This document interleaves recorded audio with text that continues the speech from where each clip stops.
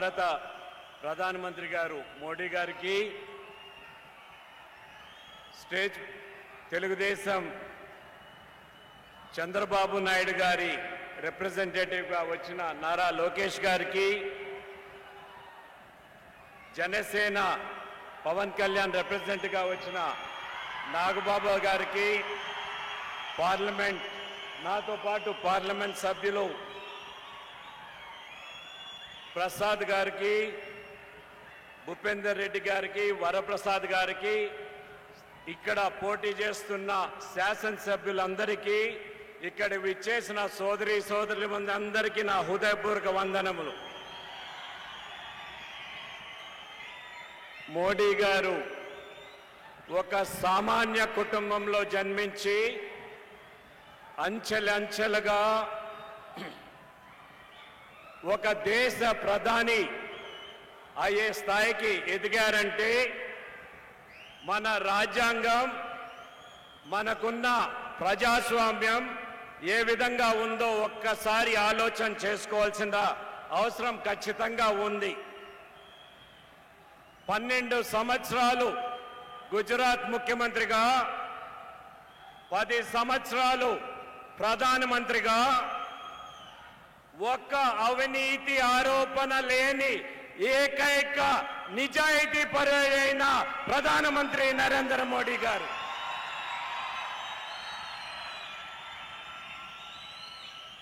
పేద ప్రజల కోసం, ఈ దేశం కోసం ప్రతి క్షణం శ్రమించే శ్రామికుడు నరేంద్ర మోడీ గారు. 10 సంవత్సరాలు ప్రధానమంత్రిగా ఉండి మీరు ఎవరైనా ఒక్క రోజు సెలవు తీసుకున్నారు ప్రధానమంత్రి అని మీరు ఎవరైనా విన్నారా?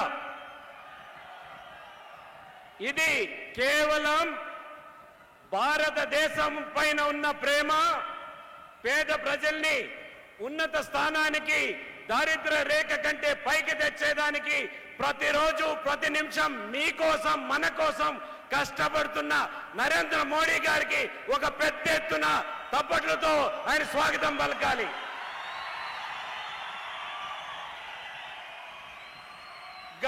గత 10 సంవత్సరాల నుంచి 25 కోట్ల మందిని దారిద్ర్య రేఖ నుంచి, అంటే పేదవారి నుంచి వారిని దారిద్ర్య రేఖకు పైకి తెచ్చిన ఘనత ఈ ఎన్డీఏ ప్రభుత్వానికి, నరేంద్ర మోడీ గారి నాయకత్వానికి ఉన్నదనేది స్పష్టంగా తెలియజేస్తున్నాం. కోవిడ్ ప్రపంచాన్ని వణికిచ్చిన జ్వరం వస్తే ప్రపంచ సంస్థలన్నీ కూడా లక్షల మంది ఈ దేశంలో చనిపోతారంటే అతి త్వరగా కోవిడ్ కి వ్యాక్సినేషన్ కనిపెట్టి 220 కోట్ల డోసులు ఉచితంగా పేదవారికి అందరికీ వేసి మనకు జీవితం దానం చేసిన నాయకుడు నరేంద్ర మోడీ గారు. ఇదేగాక 100 దేశాలకి ఈ వ్యాక్సినేషన్ పంపించడం జరిగింది. పేదవారి కోసం 50 కోట్ల కొత్త బ్యాంక్ అకౌంట్స్ తెరిచిన ఘనత నరేంద్ర మోడీ గారి ప్రభుత్వం. ప్రతి ఒక్క అంశం కూడా పేదవారి దృష్టిలో పెట్టుకొని ప్రతి పేదవాడికి ఒకరితో వారికి కనెక్షన్ ఉండేది. ప్రతి పేదవాడు కూడా నరేంద్ర మోడీ నా కుటుంబ సభ్యుడు అనే భావన ఉండే వ్యక్తిగా నరేంద్ర మోడీ గారు మన ముందర ఉన్నారు. ఇక్కడ అలయన్స్ లో తెలుగుదేశం, జనసేన, బీజేపీ కలిసి పోటీ చేయడం జరుగుతూ ఉంది. ఇది ఇక్కడున్న పాలన చాలా దురదృష్టంగా ప్రజలను హింసించే పాలన జగన్మోహన్ రెడ్డి పాలన ఉన్నది. దీనికి అంతం చేసేదానికే ఈ ప్రతిపాదనతో రావటం జరిగిందనేది స్పష్టంగా తెలియజేస్తున్నాం. శాశ్వతంగా మనకు దేశానికి ఉన్న సమస్యలు 500 సంవత్సరాల నుంచి రామ జన్మభూమి సమస్యని పరిష్కరించి ఒక బ్రహ్మాండమైన దేవాలయం కట్టిన ఘనత కూడా ఈ ప్రభుత్వానికి ఉన్నది. మహిళలకు మహిళలకు 33% రిజర్వేషన్ చట్టసభల్లో దగ్గర 30 సంవత్సరాల నుంచి పార్లమెంట్ లో ఉంటే దాన్ని పాస్ చేపించి వచ్చే ఎలక్షన్ కి మహిళలకు వారికి 33% రిజర్వేషన్ కలిగిపోతున్నారు. నరేంద్ర మోడీ గారి ప్రభుత్వం అనేది స్పష్టంగా తెలియజేయడం జరుగుతా ఉంది. ఒకసారి తప్పట్లు తట్టండి, 33% వస్తా ఉంది మీకు.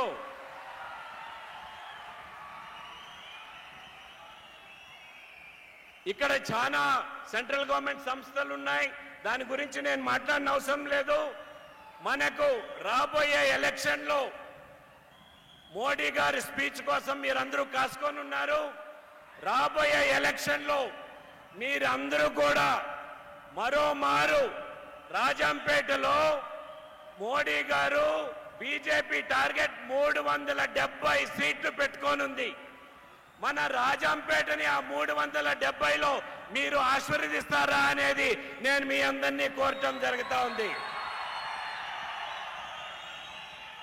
ఒక పక్క కేంద్రంలో 370 పైన రావాలని, ఇంకో పక్క రాష్ట్రంలో చంద్రబాబు నాయుడు నాయకత్వంలో రాష్ట్ర ప్రభుత్వానికి మీరందరూ మద్దతు ఇవ్వాల్సిందిగా మీ అందరినీ కోరటం జరుగుతా ఉంది.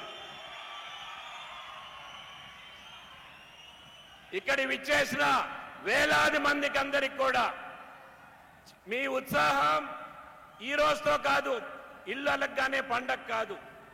మన పండగ, ఓట్ల పండగ మే 13వ తేదీ ఉంది. మే 13వ తేదీ వరకు మీరు బాగా పనిచేసి ఒక పక్క కేంద్రంలో బీజేపీని, నరేంద్ర మోడీ గారిని మరోమారు ప్రధానమంత్రిగా చేయాల్సిందిగా మీ అందరినీ కోరుతున్నాను. ఒక్కసారి మీరందరూ కూడా నరేంద్ర మోడీ గారిని ప్రధానమంత్రి చేసేదానికి 2 చేతులు ఎత్తి మీరు స్వాగతం పలకాల్సిన అవసరం ఉంది. 2 చేతులు.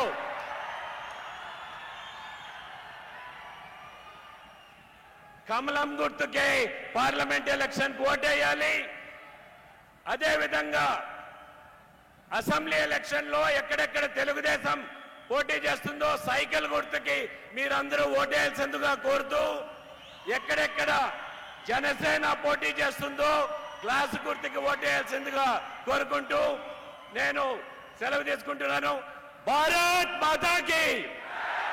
సరిపోలేదు, గట్టిగా రావాలి. భారత్ మాతాకి.